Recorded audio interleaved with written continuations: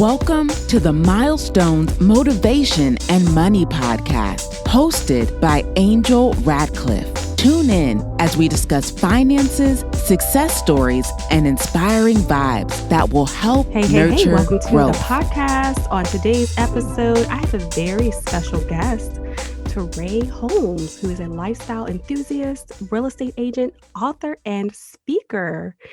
Welcome, Terre. Hey, Angel. How are you? I'm good. And you? Wonderful. Thank you so much for the invitation. Been dying to get on your show. I know. So long overdue.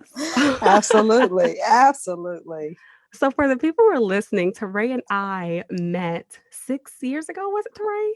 6 years ago. I think so. Yep. 6 years ago. On social media. And I always tell people it's so amazing how social media can create these connections of people who you are building these amazing relationships with, whether it's in business or it's friendship or whatever the common interest is. And so Terre and I have a book together, which stemmed from social media. Yes. It was like pulling teeth. We came together, met on social media, came up with this. We started doing our weekly conversations. You have a business now, what? Remember? Yes. And there were about 4 of us, and Andrea Hintz Evans, IP attorney, Carla Jones, beauty business extraordinaire. And we were like, hey, we need to do a book around this. And so we birthed that book. It was like hard labor. It was. So we'll have to give some tidbits on the book, but why don't you go ahead and introduce yourself and tell us a little bit more about you?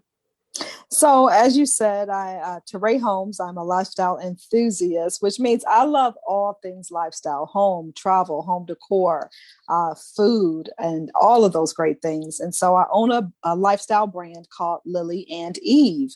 And we are a lifestyle brand for women with style and grace. And as I mentioned, all of those things about home and travel and all of that, but we also curate gifts. That is our main focus. We curate gifts and we curate events and travel excursions. Can't wait for the world to get back to a little bit of normalcy so we can get onto our first adventures overseas. But, I was a classroom teacher for many years and I was an entrepreneur simultaneously. I've lived overseas. I've traveled, all over the country and outside of the country. And so I just absolutely love sharing my experiences and sharing what I love about food and travel and home with people. And I'm a real estate agent. And so it sort of blends right in. And I focus mostly on real estate investing. So I work with investors, helping them to buy and acquire properties and teaching people how to wholesale real estate. And so that's the brand that we are building, loving, and just really welcoming other people into our tribe. So would it be accurate to call you more so a Jane of all trades? Oh, I don't know about that. I like to call myself a multi-passionate person. Okay. I have multiple passions, and I like to refer to it. I do real estate for a living, and I do the lifestyle brand for passion. And so I've been able to really tap into my passions and create, streams of income from them. And real estate is also a passion of mine, but that gives me bigger paychecks. And so I've been fortunate enough that God truly blessed me with a lot of gifts. And I don't take that for granted. And for a long time, the reason why I don't particularly care for the Jane and Jack of all trades is because for me, there's such a stigma attached to it. But I like to consider the fact that I have multiple gifts that I've been blessed with, and that I try to use those gifts to create income streams for myself. And over the past, I would say, year or two, I've been able to really hone in on that and to better curate what my business looks like and how I do business through my gifts. I love it. And so I think one of the things that draws me into you, and maybe vice versa, that builds our relationship, is that we both are focused on multiple streams of income, and we're always thinking of new ways to make money or build upon the brands that we have or the businesses we have. And we always ideate. And I enjoy those types of friendships because it's like it gets the brain rolling. And I remember calling you Yes. a few times and you'll say something. And I'm like, wait a minute, that's a really good idea. or Yeah. Yeah. or I would call you and say something. And so when you're talking about the main things that you do, like the real estate and the lifestyle luxury, what is it that really drew you to those particular areas? You know, like I said, they came from my passions. I grew up, so my business is called Lily and Eve, and it's named after both of my grandmothers. And I was saying to a friend today that the world is being introduced to Terre Holmes through Lily and Eve. And essentially that means through my grandmothers. My grandmother Lily had 9 children, and she had 9 children before the age of 30. So my grandmother Lily had 40 grandchildren. She had 9 children, and she and my grandfather Bob, they were able to really amass, wealth for themselves. And I saw them. Lily worked for the Cleveland Clinic in the OR department, but she ran businesses on the side. She used to cook, so she would cook and bake pies and cook dinners and sell them. And my grandfather, Bob, he had a trucking business and all type delivery service. And he didn't even have an 8th grade education, but he was able to, at the age of 40, he opened up his own trucking company because he used to work for other people. He opened up his own trucking company. And at the age of 40, he decided, hey, I'm going to do this for myself, because the people he was delivering to, they started saying, hey, Bob, if you ever open your own company, I'll give you the business. So he did that. And so back in the 80s, when there was no social media, he was able to earn $1,000 per day income, sending out other drivers to do these deliveries. And he was the business owner. So I grew up watching Bob do that. And that's what sparked my interest in entrepreneurship. And I grew up watching Lily, who had a regular job, but had this side business of selling cakes and pies and dinners. And they were able to buy several pieces of real estate. And, so my passion for business came from Lily and Bob, and my passion for cooking came from Lily, because Lily, with 40 grandkids and 9 kids, we had Christmas dinner, Thanksgiving dinner, and Sunday dinner at her house every single week. And she was an amazing decorator. And so Lily also she would literally charter buses. So you can only imagine, with 40 grandkids, she would charter buses, and we would go on family vacations. We would go on family reunions, and we would go to, the church would have an event.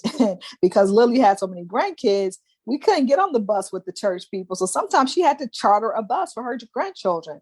So she exposed me to travel. And then my grandmother, Eve, is the one who exposed me to like the really finer things in life, like fine dining. So Evelyn and I would go out to dinner, and that's where I learned how to, go out to dinner and, put my napkin on my lap and, eat with the right utensils and, all of that. And she was the one who also gave me my love for travel, because as a lap baby at the age of 1, she took me on my very first plane ride. And we would go every year. We would go, and we would go to Boston and Cape Cod and all these different places to visit family. And sometimes it was a road trip, and sometimes it was by plane. So when you ask me, like, where did these multiple interests and businesses come from? They came from Lily and Eve. They came from Lily and Evelyn. And so these women just really exposed me to so much. And when I decided to create the business came from, I think we've talked about this, but the business came from an initial plate, which is called the blessing plate. And that was the very first gift that I curated for Lily and Eve. And it's a family heirloom plate that comes in this beautiful packaging, this beautiful box, and it's words in which I literally wrote myself when I was going right after I went through my divorce, and I was trying to figure out, well, what product can I create that I could create some residual income for myself for? And so I wrote the blessing plate as a poem. And, it just says, I came across a little plate that always gives and never takes. It passes love from place to place, from city to city and state to state. And it goes on and on because it's this gift that when you buy it, you're able to take that gift and you're able to pass it on so you can re-gift it. So it comes in this beautiful box and it's for regifting. And I wrote that poem sitting at Lily's dining room table after she had passed. She had passed away the year before from ovarian cancer. And I was living in her house during my separation and ultimately after my divorce. And I'm sitting at her table at 1:00 in the morning, trying to think of something to pull myself out of this situation that I found myself in after divorce, like really strapped for money, not having a job, like business, suffering, all of that. And so out of that despair came this beautiful blessing. And I named it the blessing plate because Lily was both of them, Lily and Evelyn, were such, they were strong in their Christianity and their belief in their faith. And so it's just funny. It has all sort of just come together. And so the world is being introduced to Terre Holmes through Lily and Eve. Nice. And so it seems as though through your grandparents and through family members, you sort of picked up these traits of entrepreneurship. And now moving into the business of Lily and Eve, when we're looking at the blessing plate, in my opinion, that's more of like your spotlight or your main product. The one that's like always being showcased when I'm looking on social media. But are there other products that you offer under this brand? Yeah, so we have original art from an artist called Warren Styles. And he's a young African-American artist. So we have 2 of his pieces that sell very well. And then in addition to that, we have original wine coasters that have really cool sayings on them. We have masks. Our masks sell really well. We do a sequence mask. And so we have a couple of variations of the sequence mask. And then we are moving into digital products because Lily and Eve is about lifestyle. We're going to be creating digital products that are really about, wellness. And so personal development, digital products, the power of forgiveness as a digital course that you can take, right? Just all sorts of digital tools that help women to become better for themselves, better for their communities, better for their children. So different digital courses and workshops that we're going to be creating. So those are some of our main products right now. The blessing plate is sort of signature.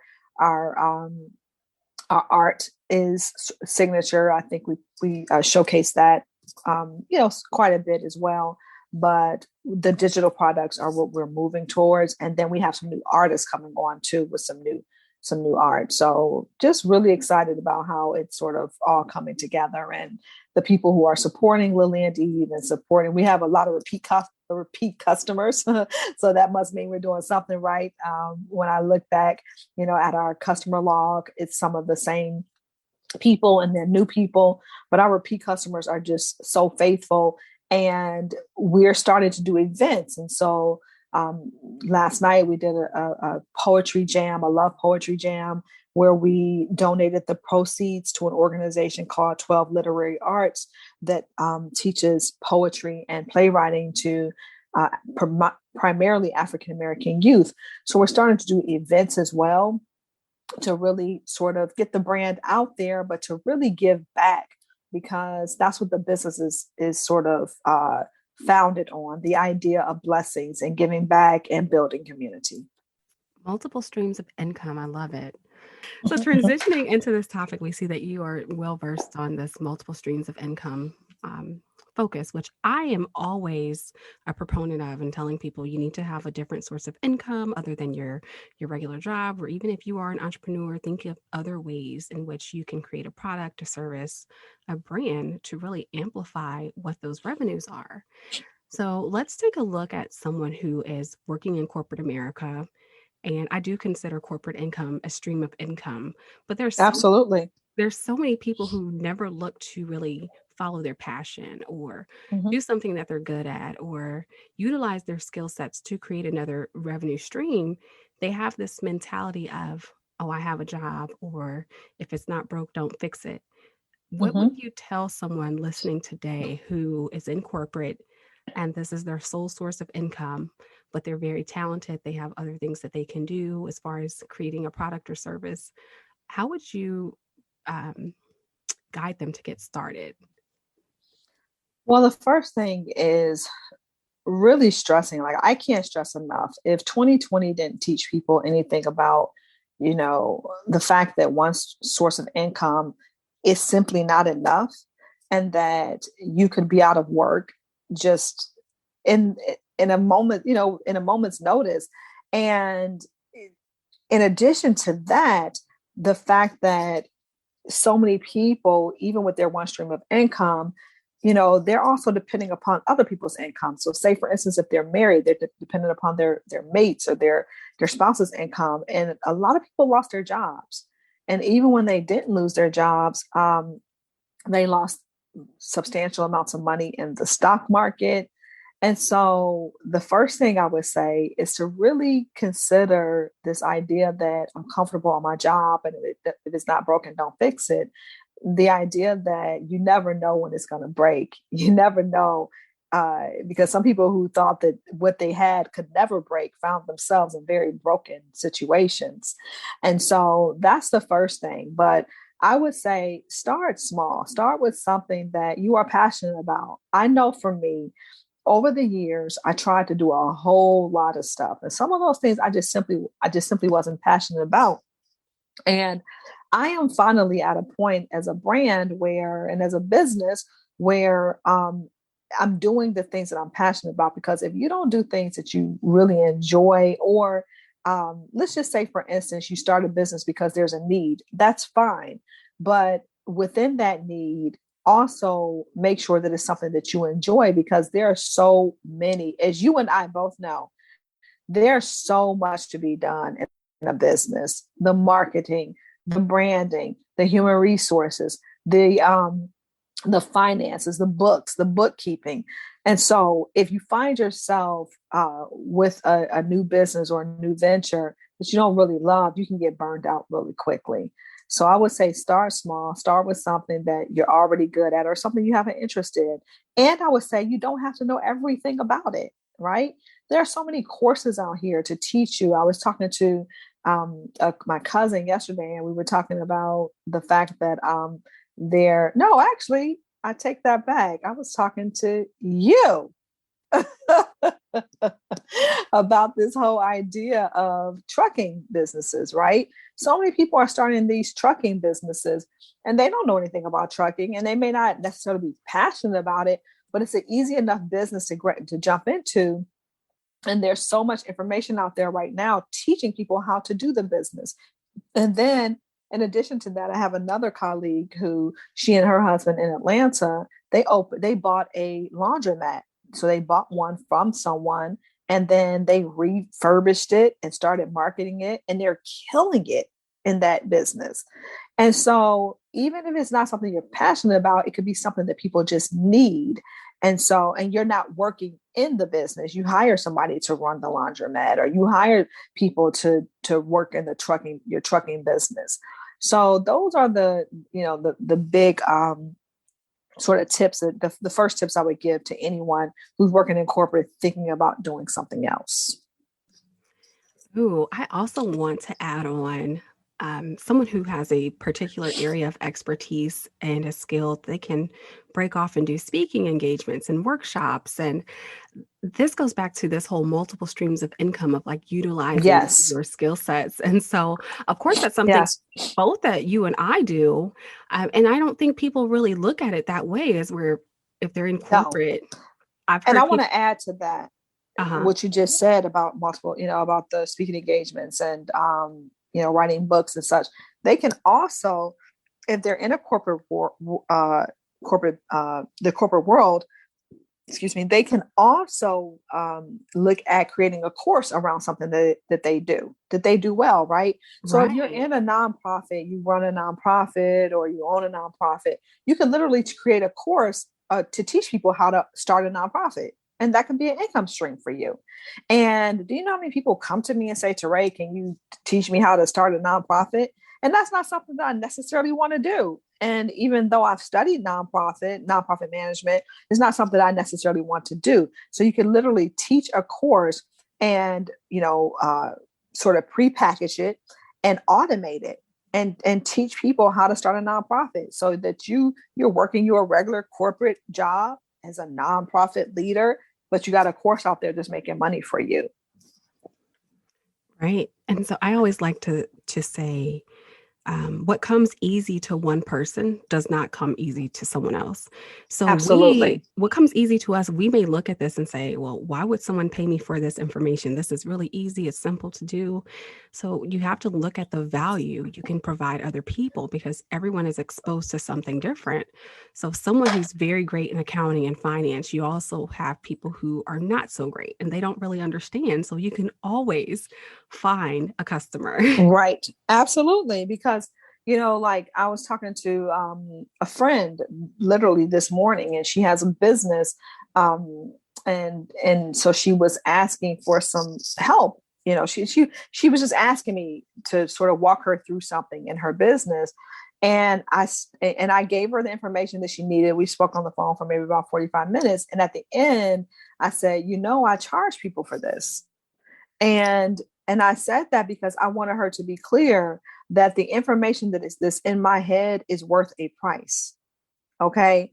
And when we started the conversation, it didn't start out with her. We started out very casually, but we almost got into this coaching conversation where I was coaching her through something. And so I say that because everyone knows something that someone else needs or wants to know. And so some advice that was given to me when I hired a coach some years ago, they said, Teray, what is the one thing that people come to you the most for and ask you for your advice, ask you for advice. And I told her, I said, today I've been on the phone with two friends who were asking me for advice in their business. And I was on the phone for hours. And she said, that's the thing you need to start charging people for. So, when you first asked me the question about the corporate people, I sort of thought about businesses outside of their corporate functionality, their functions, right? But even within, so say for instance, the corporate person who knows how to cook well, right? They could, start a little class cooking or whatever. But when we talk about taking what you already know, what you already do with ease, that's already connected to your current business, you think about coaching, coaching people, or being a consultant. So some people in the corporate world may call it more of a consultant as opposed to coaching. So think about that as an income stream. Then think about creating a course around something that you specifically know as an income stream. And then thinking about speaking engagements as an income stream. And then think about creating resources. So say, for instance, there are resources that people need. So let's just say people need templates for, I don't know, in the nonprofit world, people might need a template for a SOP, right? Standard operating procedures. And so you can create a template for that so that they can use that and create their own operating procedures. So just think about, and you can sell it. So you think about what you're already doing and what people come to you the most for and how you can package it and create different income streams from yourself. That way, now your business is streamlined and your different income streams are more streamlined and you're not necessarily going so much outside the box or going into other areas wherein you don't have expertise in and you may have to learn some new skills in order to start that business. No, these are things you already know. So if you're listening to the podcast, you might want to rewind that back and take some notes because Teray just dropped some gems. And I think this is the perfect time to plug our book. So yes. As I mentioned earlier, Teray and I do have a book together. It's on Amazon, Barnes & Noble, Upfront and Entrepreneur's Quick Start Guide. The perfect book if you're looking to start a business or if you're already in business and you're trying to find these different points to build upon, such as business credit, business strategy, marketing. Nice book to keep in your back pocket. Teray, do you have anything to add to that? No, I just think that the book itself is a great tool for anyone getting started in business, and or for those people who are in business already.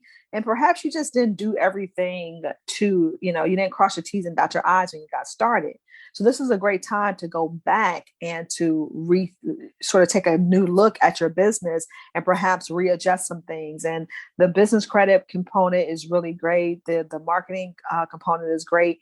And even if you're not working your marketing in your business, there are things that you still need to know about marketing. And the reason why I say that is you always need to be thinking about your business from a marketing standpoint. So if you're out at events and if you are the face of your business or your brand, you should be taking pictures or having video shot, right? So that you can use that to go back and market your business.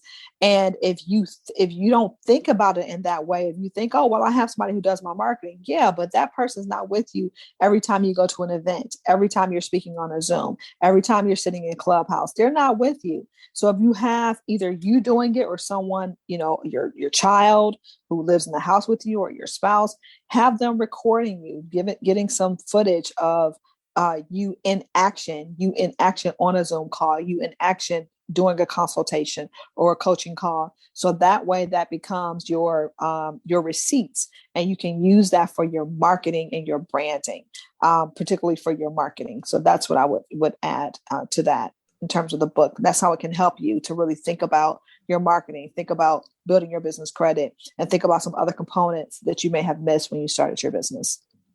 Definitely. And so I'll add a link to the book in the description of the podcast. And if you're interested, go ahead and check it out online.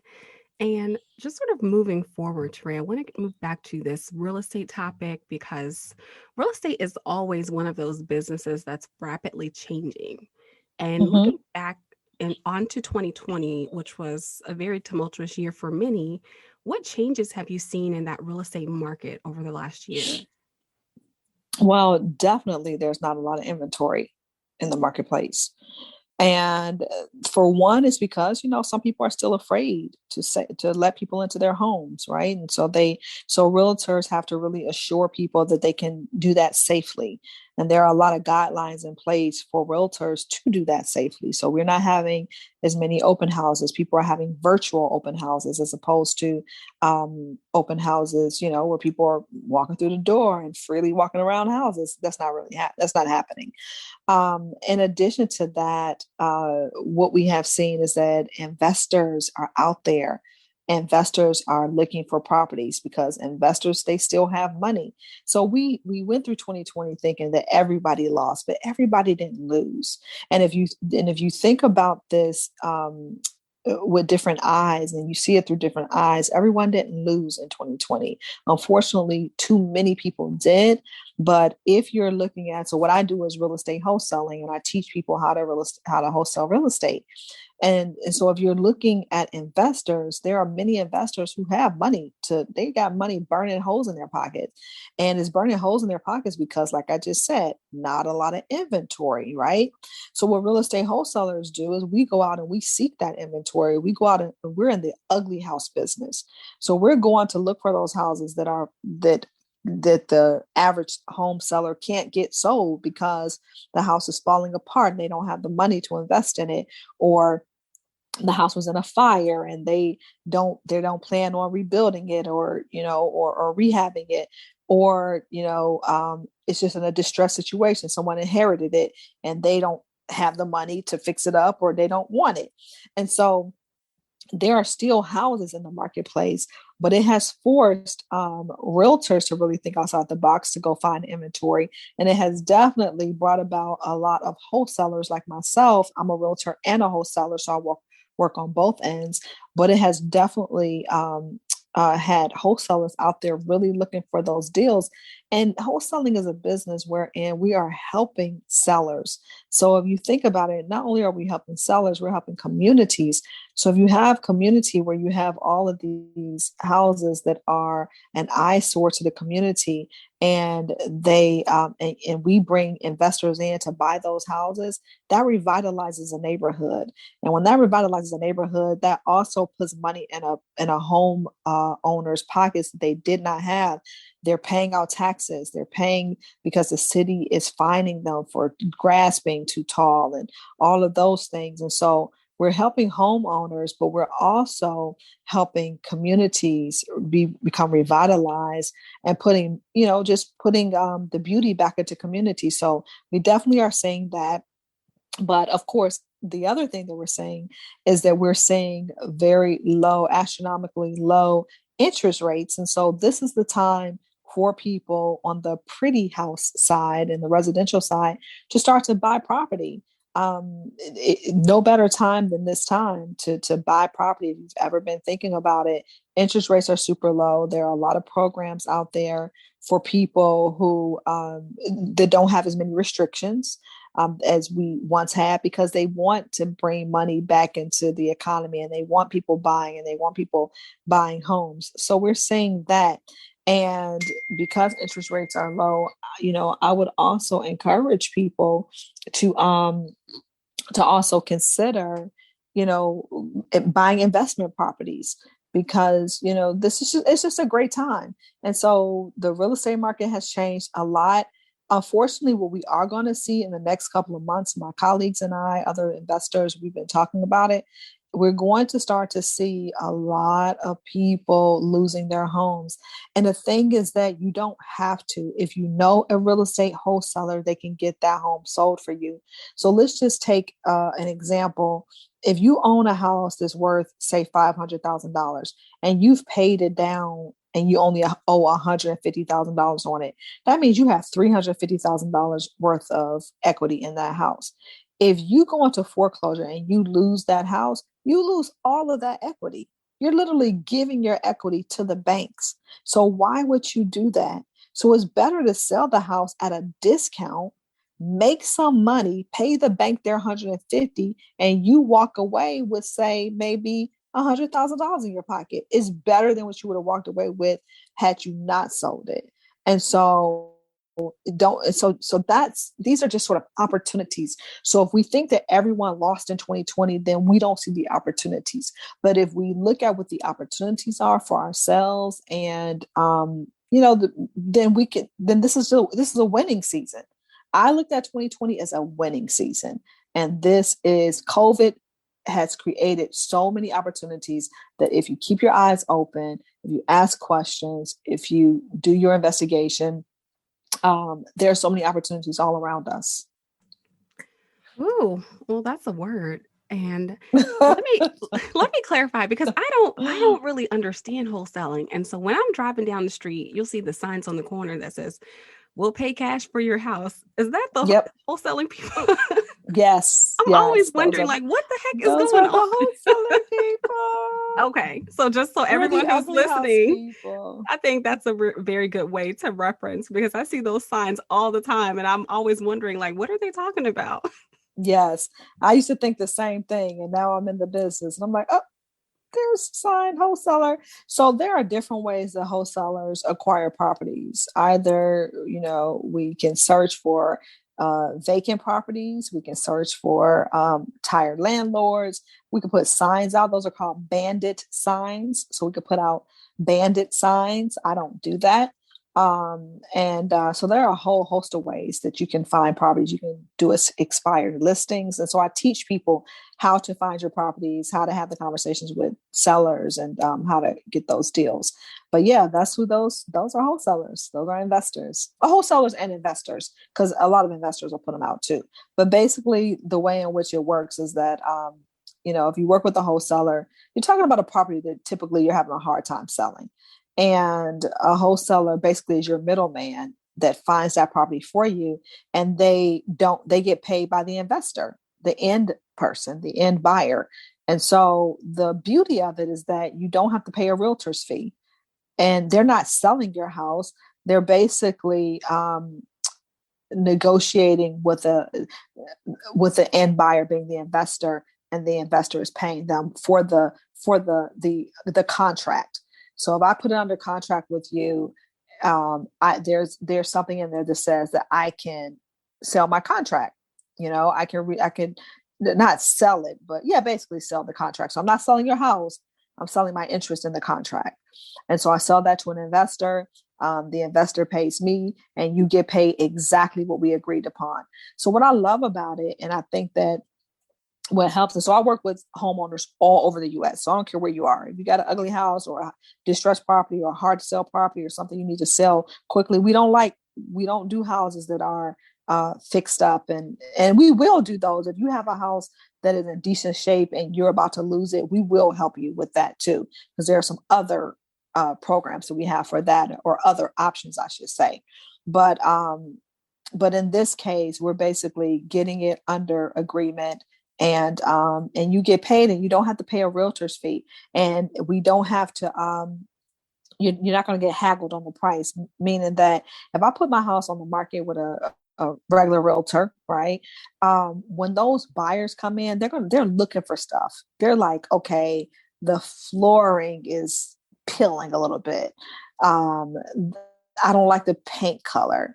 And I'm going to have to paint the whole house. So, so that starts at little things. They're looking for all kinds of little things. I like carpets. I'm going to have to change the carpet and put down hardwood floors. How old is the furnace? How old is the roof? Okay, the roof, I'm going to have to replace this roof in 5 years. So when they start to do all of that, they're starting to look for reasons to go down on their price to you, right? And so if you're in a market, I'm in Montgomery County, Maryland. Houses are selling for above asking price in my market. But if you're not in a market where homes are selling for above asking price, you're going to have to negotiate, and you're going to be in a situation where buyers are going to offer you less. And so what we do is we don't charge you, you're not charged a realtor's fee. In addition to that, you're not charged closing costs. So we pay for the closing costs as well. So you get exactly what we agreed upon, and you don't have to keep renegotiating or going down on your price.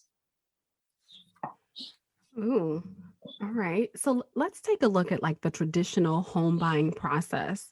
And for someone who's coming to you and they're looking at a home, let's say the person has done well with saving and they are just very adamant about paying cash for a home versus obtaining a traditional mortgage. What are your thoughts on that? Cash is king. That's my thought. Cash is king. The person who has cash means that we don't have to wait 3, 6, 8 weeks for it to close. Mm-hmm. The closing process takes long because of the method in which the house is being purchased through. So it has to go through. If I'm getting money from a bank, that bank has to do their due diligence. That bank has to do appraisals. That bank has to make sure that I'm credit worthy. They got to check my credit again before closing. They have to make sure I didn't lose my job. They have all of these due diligence things that slow up the closing process. If I'm paying with cash, cash is king. We could close tomorrow. You go out, do your appraisal, do whatever it is you got to do. We could close in, 5, 10 days, 10, 15 days. So that's why buying a house with cash gives you a greater advantage, because that home seller is saying, well, dang, I want to close fast. And cash always closes fast. Mm-hmm. So the person who closes in cash always has an advantage over the person who has to get a loan. So that's number one. So I'm looking at this more of like the person who has cash, the advantage that to them would be, okay, I'm able to get into the home a little bit sooner. I can skip some of these processes. Oh, yes, the better deal and skipping out on fees. Okay, great. Yep. So I've always wondered, because I meet people and they'll say, oh, we pay cash for our home. And I'm like, why would you do that? Yeah. and I'm always trying to, I'm from a financial standpoint, I'm trying to weigh the advantages and disadvantages, because if you have that much money saved up to purchase a home, I'm thinking, well, wouldn't the money do better in the stock market? It would yield a better return versus like paying, even if you're paying interest on a home, 3% interest rate. I think we've gotten lowest, down to 2.5 over the last year. And now if you have a 2.5 interest rate and you have 400,000, 500,000 that you're going to pay cash for a home for, wouldn't you yield a better return to put that into the stock market or some type of fund? So listen to this. 8 to 10% returns. So let's think about this. Let's think about compounded interest. how much I'm really going to pay for that house when I'm done paying for it.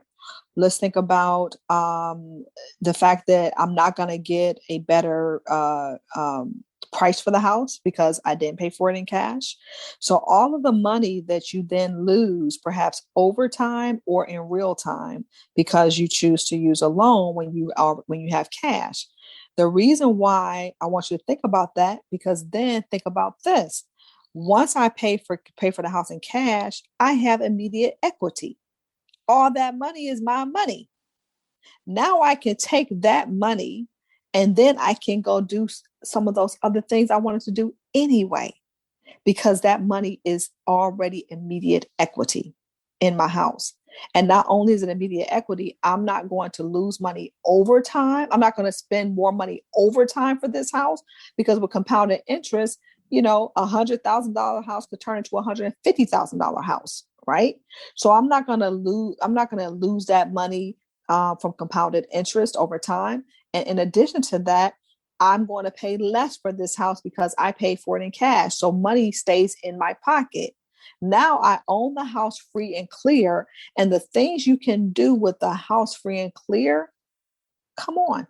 You can leverage that house now to go and start a business. You can leverage that house to invest in whatever it is that you want to do.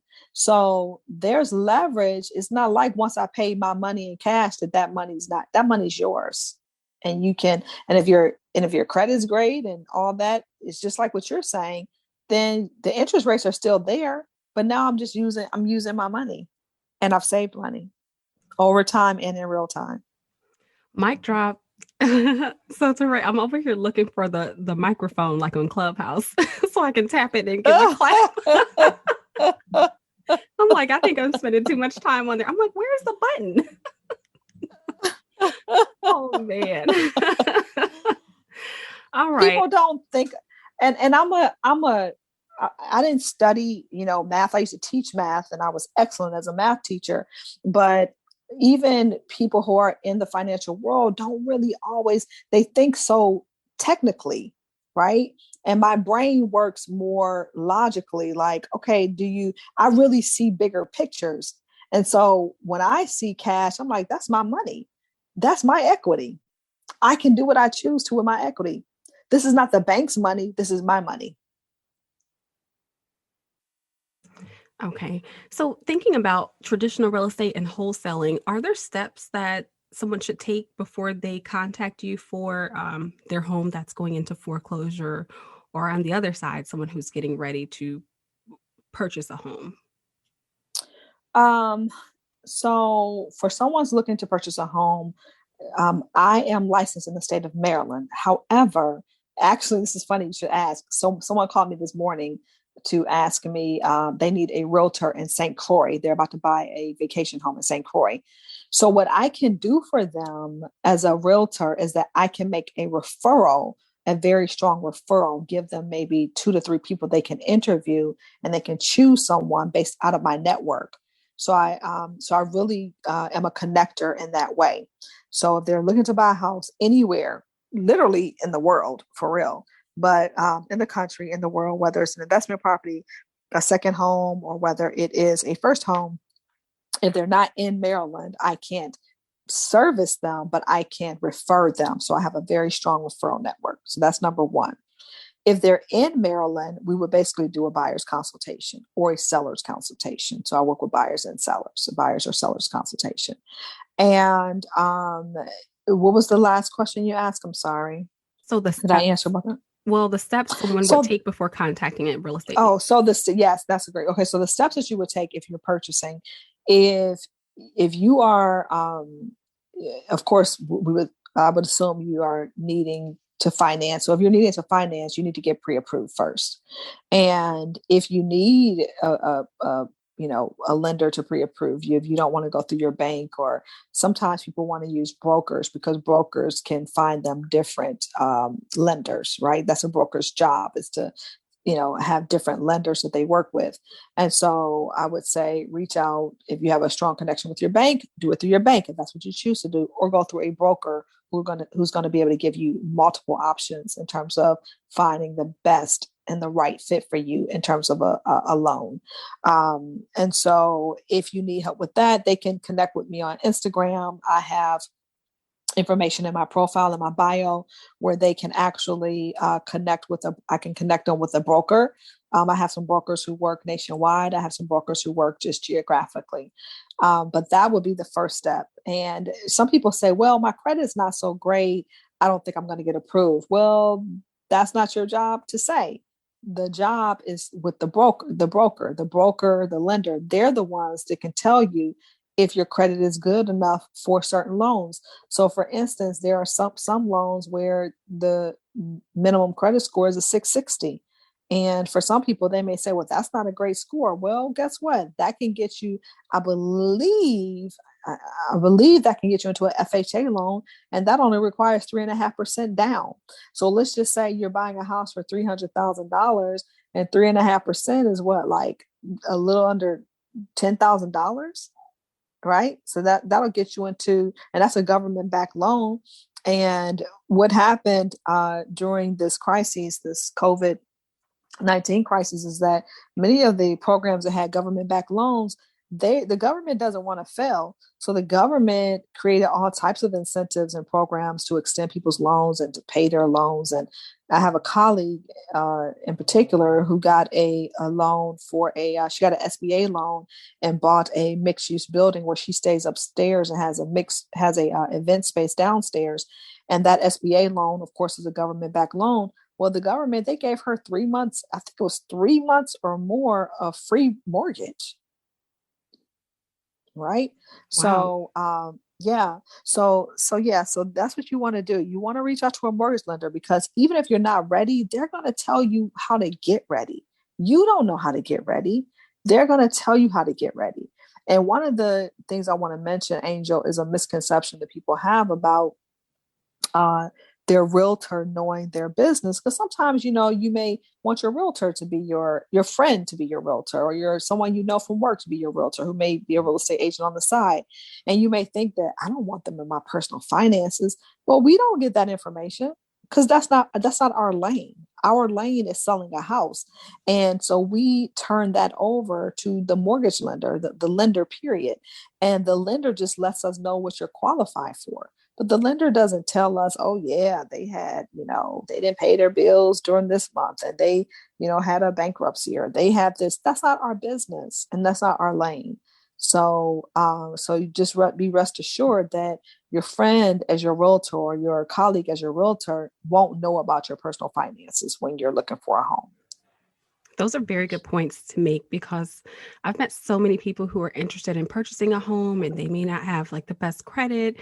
And let's say if they have a friend who's an agent, they're afraid to use their friend because they're like, well, I don't want this person in my business, or knowing my income, or knowing my credit score. I think that's a great point to touch on.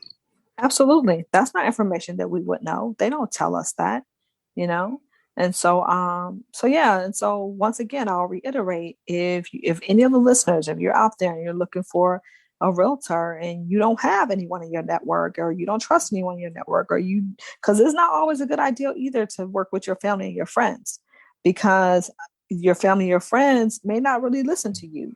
Ooh, I learned the hard way. Yes. They think they know you. And they think that they can. It's unfortunate, but sometimes they think they take for granted the relationship, and they're not as professional with you as they are with their other clients.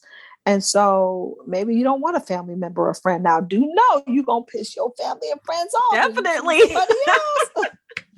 Do know that, Man, I'm still hearing it. Yeah, you're going to hear it. But here's how you can help your family and friends. That, let's just say, for instance, you choose a different realtor, you can give your family or friend the referral. So if you're in a city and you're like, okay, I have a family or friend member that I'm not going to use them. And, I don't know how you would phrase that, but you could say, it could be like, hey, oh yeah, my husband has this guy who's a really good friend of his, or we have this neighbor who we've been talking about getting a house with for a long time. We're going to use them, but we ask them to give you the referral fee. You can do that. You can do that so that you can keep peace. And it don't take nothing from you to break off your family or your friend. And it creates, you got to know your family or your friend, right? You got to know them. But that is an option. That is something that you can do. And so like I have a young couple that I'm helping in LA and Los Angeles, and they're looking to, actually I helped them buy their house here in the Virginia area. And so now they're looking in Los Angeles, and they're like, Teray, we want to give you the referral. And so, I have people to come to me all the time like that. Like, I want to give the referral to you. So can you recommend an agent to us? And that's what I do. Those are great tips, Teray, and I appreciate having you today, or you being here. I appreciate you being here and sharing all the knowledge. I know we are nearing the end of the podcast. And before I close out, I always like to ask my guests 3 questions in relation to the title of the podcast, Milestones, Motivation, and Money. So tell me when you're ready. It's like a game show. Yeah, sure. No, I'm just joking. So, okay. So, all right. Come on with it. Start with question number 1, which is, what do you consider your biggest milestone? Wow. Oh, Lord. Professionally, personally? It can be anything you want it to be. Oh my God. One of my greatest milestones. I think one of my greatest milestones is that I used to own, and I've had several. Can I say 2? I can only say 1. One of my greatest milestones is that I owned a business called Drama Smarts for many years. And I sent teaching artists into schools to teach reading, writing, speaking, and social skills through drama. And it was a great milestone because all those kids from Drama Smarts are now adults. And when they call me the Drama Smarts lady, because I worked with like thousands of kids and like, many schools across Chicago and Ohio and such. And just having a legacy like that and having young people who are now in their 20s and such to say, I remember Drama Smarts and I remember what it did for me. And because of Drama Smarts, I'm acting now, or because of Drama Smarts, I'm writing now, or just any of that, or it increased my confidence. Like that really was, as a professional, as a business owner, and as a former classroom teacher, that really was a great milestone for me. Okay. And so the next question is about motivation, and you can answer 1 or 2 ways. What motivates you, or how do you motivate other people? So, people often say that I'm motivating to them, that I've inspired them and motivated them. And I think I motivate with love, Angel, and some tough love. Like I give it to my family, my friends and colleagues. I give it to them like raw and real, and but with love. And because I believe that you have to give it to them with love. That's the only way that people often receive what it is that you have to give. And so I'm honest with people. And I'm always looking for ways to encourage folks to be better versions of themselves, and to strive higher and strive for more, and through teaching is a way in which I motivate people. And so what motivates me is surrounding myself with people like you, people who inspire me and motivate me. I have a new podcast, the Terre Holmes Show, and I talk about that. I interview people who have inspired me in some way.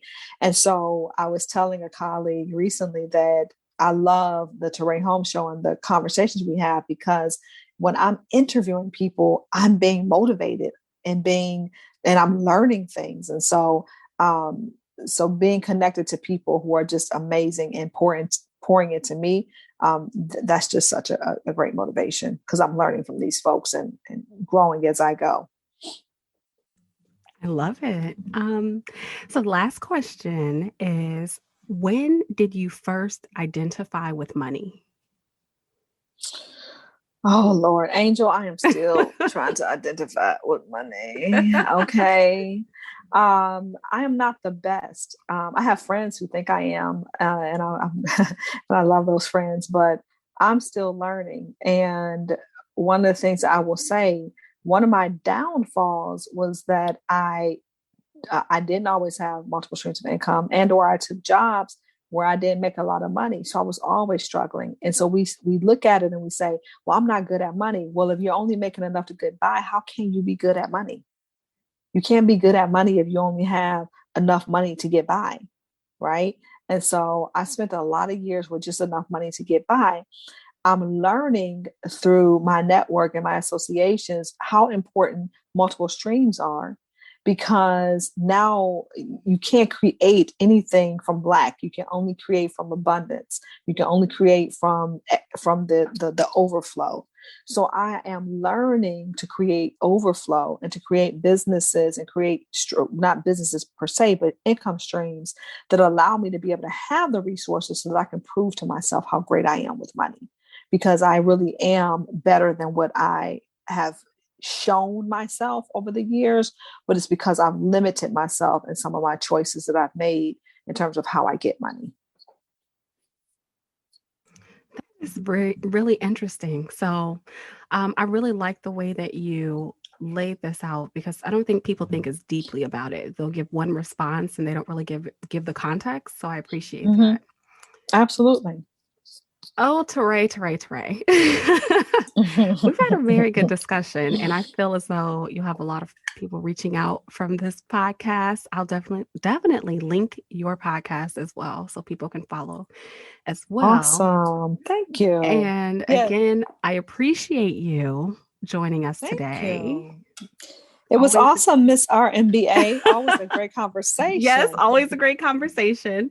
Yes. Is there anything you would like to say to the viewers? To our listeners. Listeners. I really would, just encourage folks to stay encouraged during these tough times. Stay motivated and keep yourself around people who motivate you, who help to increase and enhance your mindset. Read as much as you can. There's so much information, materials, resources to become a better version of yourself. And think about your money. Give yourself some grace, and to really think about how you spend your money, but more so how you create money, because money is not something that money is something that can be created. It's not just something we earn. We can also create money. And so think about the ways in which you can create money. And so it makes it not seem like it's so hard, but just like anything else, it can be created. And so that's what I want to leave them with. And I would love to connect with your listeners online through social media, through Instagram. I'm on Instagram as Lily and Eve, and as Terre Holmes as well. And would love, for them to come and check out the YouTube station, which is also where we do our podcast interviews live. And so we record them. And so we have the video on the YouTube station. And would love to connect with them on Clubhouse. The Terre Holmes Show is our podcast, and that's also our show on Clubhouse. So it's been an honor and a privilege to be in this space with you today and to talk with your audience and to learn from you, and to be able to teach and share what I can with your audience as well. Thank you so much. And so those of you who have been listening, all of Terre's contact information will be posted below in the description. So make sure you check her out on social media, check out her products, and of course, reach out if you are in need of a real estate. Thanks for listening. Stay connected with Angel online on Instagram, Twitter, and Facebook at Miss RMBA. That's MISSRMBA. Be sure to subscribe and review. Join us next time as we continue to empower you through milestones, motivation, and money.